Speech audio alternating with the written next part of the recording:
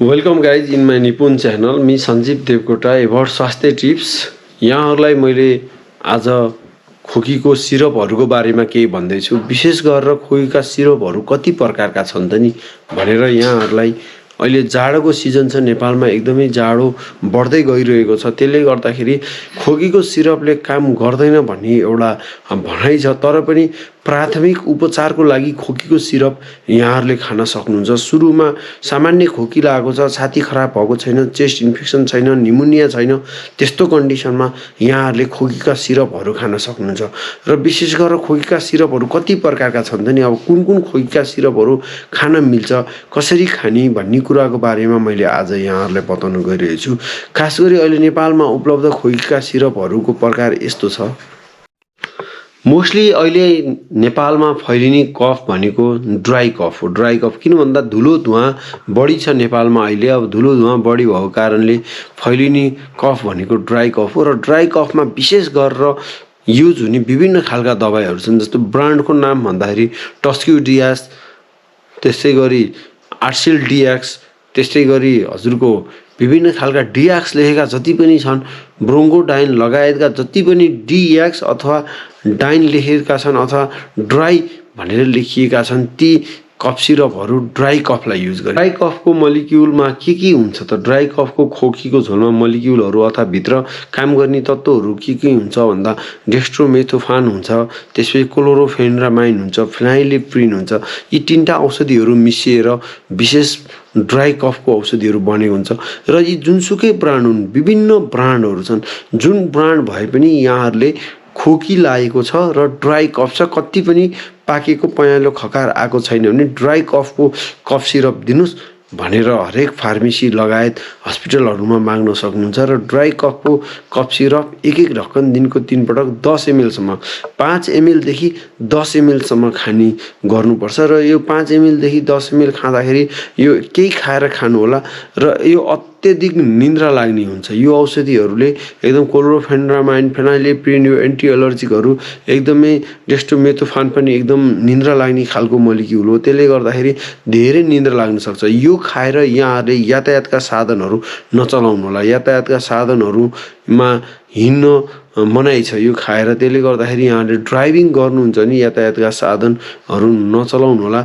र कतिपयलाई चक्कर लाग्ने, मुख सुक्ने, कान कराउने, कान टिन्न आवाज आउने, कतिपयले त चक्कर लाग्ने, कतिपयले आँखै खोल्न नसक्ने भयो, उठ्न नसक्ने भयो, हातखुट्टा गले, थर्र काँपे जस्तो भयो, धङधङायो भनेर भन्न सक्नुहुन्छ यो खोकीको झोल खाँदाखेरि। त्यही भएर केही खाएर मात्रै खानु होला। र यसले भएन भने यहाँहरूले आफ्नो नजिकको हस्पिटलमा गएर देखाउनु होला। तर ड्राई कफ छ भने सुरुमा यहाँहरूले यो ड्राई कफको लागि यी मलिक्युलहरू भएका औषधिहरू युज गर्न सक्नुहुन्छ। र यो भिडियो मनपर्छ भने मेरो भिडियो लाइक गरिदिनु होला, कमेन्ट गरिदिनु होला।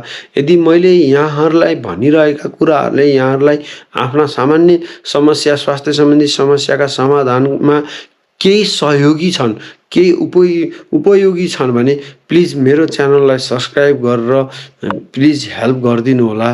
मिक्स कफको लागि नो कफ लगायतका औषधिहरू छन्, भ्यासोडिल अनि लोमोइस जस्ता औषधिहरू यो मिक्स कफको लागि। मिक्स कफ भन्नाले कस्तो हुन्छ भन्दा कतिखेर ड्राई भएको छ र कतिखेर सामान्य कफ निस्किरहेछ।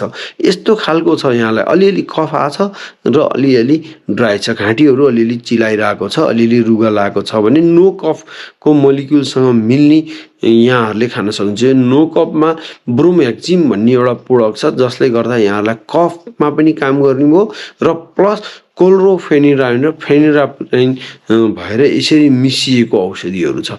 त्यसले गर्दाखेरि जसलाई मिक्स कफ छ, कतिखेर कफ अलिअलि आउँछ, सेतो सेतो अलिअलि कफ आउँछ र अलिअलि घाँटी चिलाएको छ भने मिक्स छ भने यहाँहरूले यो नो कफ लगायतका नो कफसँग मिल्ने मलिक्युल भएका अरू कुनै पनि कफ सिरपहरू खान सक्नुहुन्छ। यो एउटा युनिक कम्पोजिसन पनि हो। यसले कहिलेकाहीँ मान्छेले छुट्याउन सक्नु भएन, आफूलाई ड्राई लाग्यो, प्रोडक्टिभ लाग्यो भनेर छुट्याउन सक्नु भएन, खकार आउने हो कि नआउने हो भन्ने छुट्याउन नसकेपछि यहाँहरूले नो कफ लगायतका कफ सिरपहरू खान सक्नुहुन्छ। अर्को रहेको छ दम खोकी, जसलाई घ्यार भएको छ। हाम्रो नेपाली भाषामा स्याँ भएको छ, घ्यार भएको छ, सास फेर्न गाह्रो पनि भएको छ र एकदम धेरै कफ निस्किएको छ, एकदम धेरै कफ आएको छ। त्यस्ता खालका बिरामीहरूको लागि फेरि अर्कै कफ सिरप छ। त्यसमा टर्बुटालिन अथवा साल्बुटामोल मिक्स भएको हुन्छ, त्यसमा ब्रोमोएक्जिन पनि हुन्छ। यही दुईटा मिसिएर बनेका औषधिहरू हुन्छन् र इन्डियामा धेरै यसमा अरू धेरै खालका मेडिसिनहरू पनि मिसिएको पाइन्छ। तर नेपालमा चाहिँ टर्बुटालिन र ब्रोमोएक्जिन मिक्स भएको मेडिसिन छ भने यहाँहरूले त्यसलाई चाहिँ एउटा दम खोकी, घ्यार गर्ने खोकी र प्रोडक्टिभ कफ, एकदम धेरै खकारा छ, स्याँ भएका बिरामीहरू, छाती खराब भएका बिरामीहरूलाई यो चलाइन्छ। र यो यसरी चलाउँदाखेरि यो एकदम कतिपय ठाउँमा 10 ml सम्म दिएको पाइन्छ। यसरी 10 ml दिँदाखेरि बिरामी एकदमै मुटु काँप्यो, हातखुट्टा थर्र काँप्यो भनेर आउनुहुन्छ। त्यसले गर्दाखेरि यो यस्ता बिरामीहरूलाई यो मेडिसिनहरू दिँदाखेरि जहिले पनि 2.5 ml बाट हामीले सुरु गर्नुपर्छ। 2.5 ml बाट दिएर त्यसलाई चाहिँ बरु बढाएर 5 ml मा लानुपर्छ। र जसलाई घ्यार भएको छ, जसको धेरै कफ निस्किएको छ, त्यस्ता खालका बिरामीहरूले यो खान सक्नु। र गाइज अब अर्को एउटा कफ सिरपहरू, अर्को क्याटेगोरीको कफ सिरपको बारेमा नि मैले यहाँहरूलाई भनिदिइरहेको छु, जसले गर्दाखेरि महिला दिदीबहिनीहरू, जो दुध खुवाउने आमाहरू हुनुहुन्छ, सुत्केरी आमाहरू हुनुहुन्छ, र जो बच्चा पाउने आमाहरू हुनुहुन्छ, र जो गाडीमा साधन चलाउनु पर्ने छ, यात्रा गर्नुपर्ने छ, र खोकीबाट ग्रस्तित हुनुहुन्छ, केही न केही कफ सिरपहरू खाम भन्नुहुन्छ भने आयुर्वेदिकतिर हामी जानु पर्यो। आयुर्वेदिकमा हामीले हनिटस भन्ने, क्रक्स भन्ने यस्ता कफ सिरपहरू हामीले खान सकिन्छ। कफलेट भन्ने हिमालय कम्पनीको एउटा कफ सिरप रहेको छ। यस्ता कुनै पनि आयुर्वेदिक ब्रान्डका कफ सिरपहरू खानुभयो भने यसमा मह लगायतका विभिन्न तुलसीहरू मिक्स भएर औषधिहरू बनेको हुन्छ, जसले गर्दाखेरि यहाँहरूलाई निन्द्रा लाग्दैन। यसले निन्द्रा लाग्न दिन्न र जुनै खालका बिरामीहरूले पनि खान सक्ने एक खालको कफ सिरप छ। यो यहाँहरूले खान सक्नु। ब्रान्ड भए पनि हजुरहरूले 3टा क्याटेगोरी अब छुटाउनु होला। खोकी लाग्दाखेरि खास गरी यहाँहरूलाई सुक्खा छ भने सुक्खा खोकीको माग्नुहोस्, काम गर्ने एन्टी एलर्जिकहरू भएका कफ सिरपहरू दिनुहोस्। मैले अघि नै नाम भनिसकेँ, विभिन्न खालका नामहरू छन्। टस्क्यु डिएक्स छन्, नर्बेन डी छन्, ब्रोङ्कोडाइन छन्, आरसेल डिएक्स छन्, लगायतका धेरै ब्रान्डहरू छन्। यो माग्नुहोस्। र अर्को मिक्स खालको छ, कन्फ्युजन छ, अलिअलि कफा छ, अलिअलि सुक्खा छ, अलिअलि नाकठेल्ले छ, रुगला छ, त्यस्तो बेलामा यहाँले नो कफको मोलिक्युलको औषधिहरू माग्नुहोस्, जहाँ ब्रोमोएक्जिन प्लस प्रोफेन्ड्रामाइड र फेनाइलिपिरिन रहेको छ। थर्ड स्याँ भएको छ, एकदम दम खोकी जस्तो भएको छ, एकदमै धेरै कफ आएको छ, त्यस्तो बेलामा यहाँहरूले एस्कोरिल बिटी भन्ने औषध छ, बिर्का बिएमहरू छ, त्यो माग्नु होला। जहाँ स्याँ पनि भएको छ त्यहाँ माग्नु होला र अलिक तल्लो डोजमा खानु होला। ल अब हामी जहाँ स्याँ पनि छैन तर खकार मात्रै निस्किएको छ, स्याँ पनि छैन, खकार मात्रै निस्किएको छ भने एम्ब्रोडिल भन्ने एउटा प्रोडक्ट छ। त्यो एम्ब्रोडिल भन्ने प्रोडक्टलाई यहाँहरूले युज गर्न सक्नुहुन्छ। मैले स्क्रिनमा देखाइरहेको छु। यहाँहरूलाई एकदमै धेरै खकार मात्र आइरहेको छ भने यो एम्ब्रोडिल भन्ने एउटा प्रोडक्ट यहाँहरूले युज गर्न सक्नुहुन्छ। एम्ब्रोडिलमा एम्ब्रोक्सी हाइड्रोक्लोराइड भन्ने एउटा औषधि रहेको छ, जसले यहाँहरूको छातीको कफहरू बाहिर निकाल्न अति नै यो उपयोगी सिद्ध हुन्छ।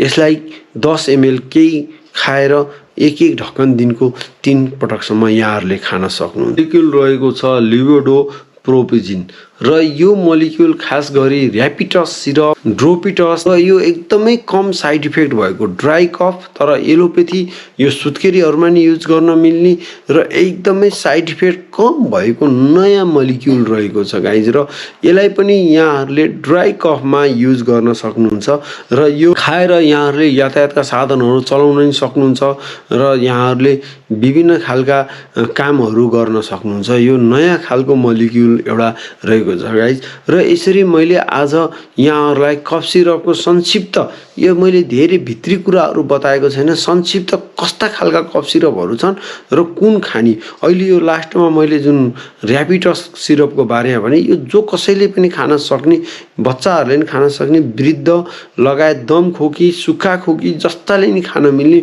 अर्को एलोपेथीमा एकदम साइड इफेक्ट कम भएको कफ सिरप हो। र यसका भित्री कुराहरू मैले यहाँहरूलाई धेरै बताउन चाहिनँ, सिर्फ यहाँहरूले क्याटेगोरी छुट्याउनु पर्यो। सुक्खालाई के खाने, कफ निस्केकोलाई के खाने, मिक्सले के खाने, अब आयुर्वेदिक कसले खाने र ऱ्यापिटस लगायतका सिरपहरू कसले खाने, यति मात्रै जानिराख्नु होला। यति जानिसकेपछि यहाँहरूले कहीँ पनि गएर एउटा सामान्य खोकीको सिरपहरू ल्याएर खान सक्नुहुन्छ। र यदि खाँदा पनि यहाँहरूलाई खोकी ठिक भएन भने यहाँहरू नजिकको फिजिसियन कहाँ गएर चेकअप गराएर छाती एक्सरे लगायत रगतहरू जाँच गरेर यहाँहरूले अरू एन्टिबायोटिक, एन्टी एलर्जिकहरू औषधिहरू लिएर नियमित पुरा डोज खाएर निको हुन सक्नुहुन्छ। यो सानो